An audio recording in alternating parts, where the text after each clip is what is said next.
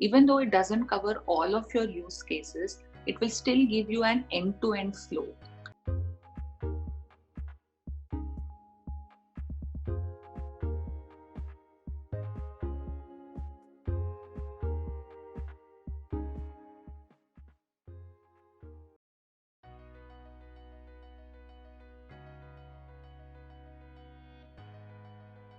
I think one of the fundamental concepts of agile methodology is iterative development. But I think it's also important to remember that you don't want to build just vertically, but horizontally. And by that, I mean cross-functionally. So typically what happens is, the designers take 2 or 3 weeks to sort of mock up or wireframe a feature. And then it's handed off to the development team, which then develops and builds it. But what happens in that is, if the hit a roadblock during development, if it's impossible for the development team to execute a design for some reason, you have to go back to the designer and the drawing board, right? So that isn't really agile. Instead, what you should do is the design team should build out a rough mock or a rough wireframe, if not of the entire feature, then of like a sub feature. And the development team then should then take the sub feature and build it. And at the end of that cycle, you will have a prototype which is usable and demoable. So that should be the goal, that at the end of each development cycle, you don't have like a siloed feature, but instead a feature that, reflects a user's journey, or at least a part of the user journey. To give an example, say you want to build out a checkout page, a page where user can come, select a product, pay for it, and check it out.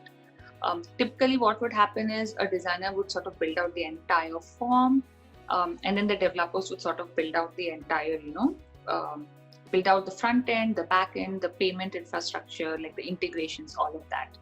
Instead, what you should do is the designer should just build out a rough mock of the page. So, have 1 or 2 fields, have just one payment option, and just, one like button or something to allow the user to buy the product. And the developer can then sort of just build it out. Even though it doesn't cover all of your use cases, it will still give you an end-to-end flow. And then what you can do is you can demo it to all your stakeholders who can provide you valuable inputs and feedback. And then you can include it in your next round of design and development. So this way, you're not going too deep into the development of anything. And it allows you and gives you the flexibility to make corrections as you're developing things.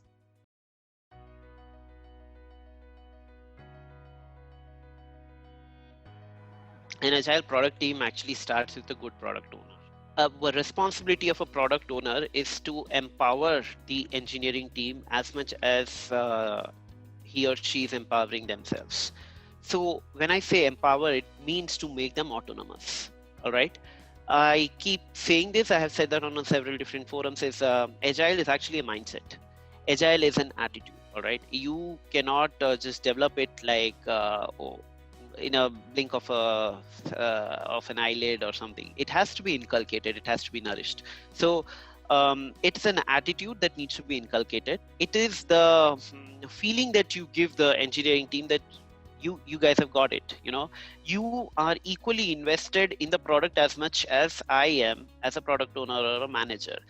It's the accountability, that ownership towards the product that goes a long way in ensuring that the engineering team or agile team is as invested in making the product a success as much as the product owner is. So the success of a product just doesn't lie on to one person, but it's actually the entire team.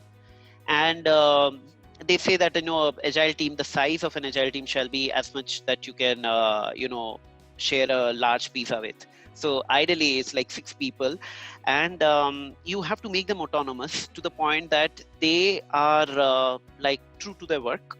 All right, they commit to the work only that they can deliver.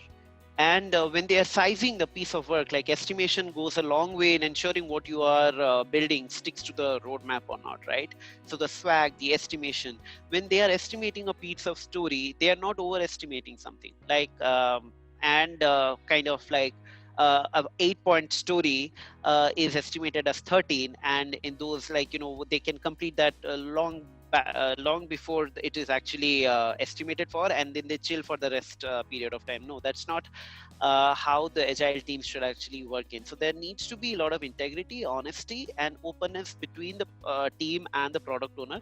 I believe 60% of a product owner's job is to make sure that the engineering team is is honest to their work, and you cannot like make sure that. You have to just build that kind of a rapport with them. So you have to make them autonomous, and you have to make them accountable. One more thing that I also think goes a long way is giving them the kind of recognition, because a lot of times what happens, these are the guys who are actually working day in and day out to make your product like look the way it is or operate the way it is, right? So a lot of times the recognition kind of is not there. It's mostly the product owner who is at the center stage and who kind of gets all the credit for building what he or she has done.